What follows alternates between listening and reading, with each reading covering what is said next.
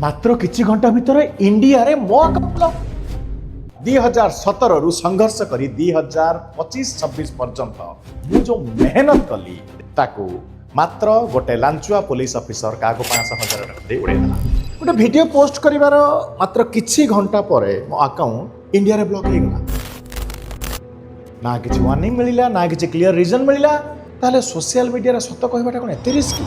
आ जदि आपण content creator आपण को सब भी एटा मु आपण गोटे रियल इंसिडेंट कहूची।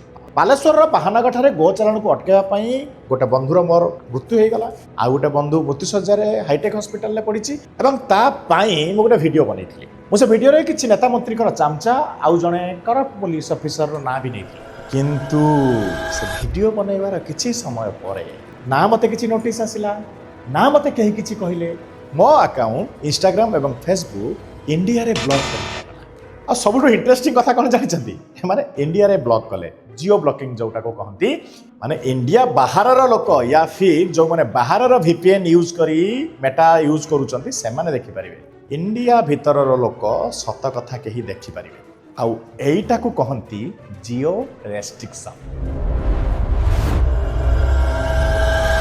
खाली इंडिया रे ब्लॉक बाहर सब आड़े विजिबल सोशल मीडिया प्लेटफॉर्म या तो इंस्टाग्राम या फेसबुक या जोटा आम कहते मेटा आने सब बेले कंटेंट बिना कारण रे डिलीट करती। जदि एमाने मेटा को लिखे तो मेटा को पचारिबो एमिति कौन हो गला कि तुम अकाउंट डिलीट करिया पई कहउछ तो से माने सेटा करती ना। किंतु एठी गोटे ट्विस्ट किंतु आमर पुलिस विभाग जोटा को आम कहते CID क्राइम ब्रांच एमाने किछि एमितिका एजेंसी को थर्ड पार्टी करी काम करूचंती जो माने जो हैकिंग कहती बा जियो ब्लॉकिंग जरिया रे आमर अकाउंट को इंडिया रे देखिया पई रेस्ट्रिक्शन लगै दियंती। कारण सत कथाटा जेते कम बाहर को आसीबो समस्त को पई सेते भल। आसंतु जानिबा काहे की करंती आ एमाने मेटा को कोन कहंती। प्रत्येक कंट्री रे आमर निजर निजर लॉ अछि।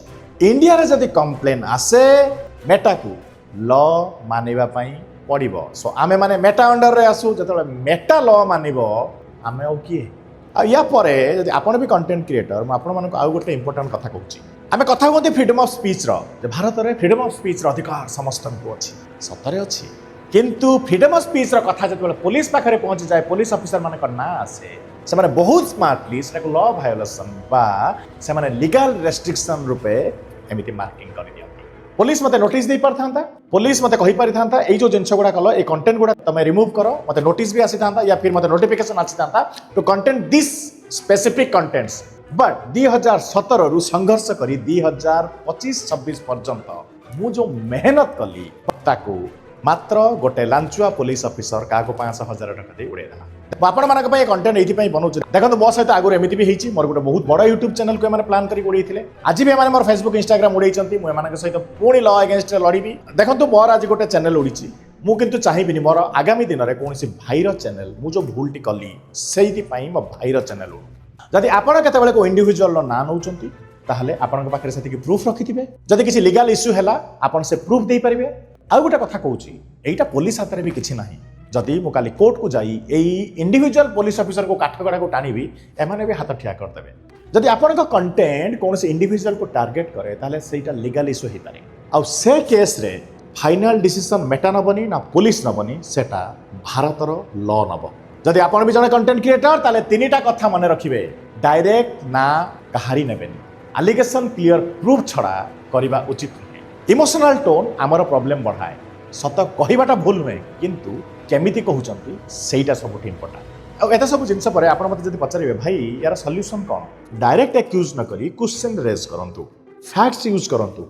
मु आपण गोटे एग्जांपल देबी जदि मु कहिथांती से ऑफिसर नुहे प्रशासन बट मु से प्रशासन एथि पई कहलिनी कारण मु जानिची बालेश्वर पुलिस प्रशासन स्वच्छ करप्ट जदि एई ऑफिसर मो केस रे कि सीरियस क्वेश्चन उठी सेटा को मु हैंडल करी। बट मु चाहूनी एई जो जिनसटा मो संगे हैला मोर आउ कोनोसी हिंदुत्वर कट्टरवादी सनातन प्रचार प्रसार करूथुबा मो भाई मानक सहित देखो सोशल मीडिया ना गोटे पावरफुल टूल से पावरफुल संगे ना स्मार्ट हवाटा भी बहुत जरूरी। आम मान खाली बोल्ड हेले चलिबनी स्मार्ट भी हवा दरकार। आपण माने कहतु आपण माने कोन भाबुचंती सोशल मीडिया रे फ्रीडम ऑफ स्पीच सतरे सिक्योर अछि भारत रे। आ मु आज भावुची एबे इंस्टाग्राम रे तो बहुत दिन कली इंस्टाग्राम रे बहुत सारा कंटेंट बनैली फेसबुक रे बहुत सारा कंटेंट बनैली मु मजे रे गोटे वर्ष पय यूट्यूब रो ड्रॉप नैथिली भावुची एबे मु पुणी यूट्यूब को रिटर्न करी।